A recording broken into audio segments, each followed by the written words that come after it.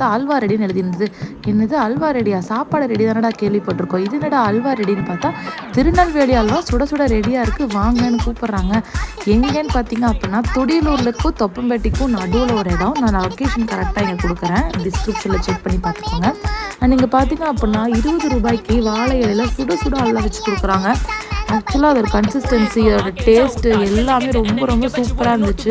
அப்படியே எண்ணெயில் அல்வா வந்து நல்லா மிதங்கிற மாதிரி இருந்துச்சு, நல்லா இருந்துச்சு. பட் ஆனால் கொஞ்சம் பொறுத்து இருக்கணும், ஏன்னா சூடு ரொம்ப அதிகம். நானே கொஞ்சம் சூடோட வாயில் வச்சுட்டேன்.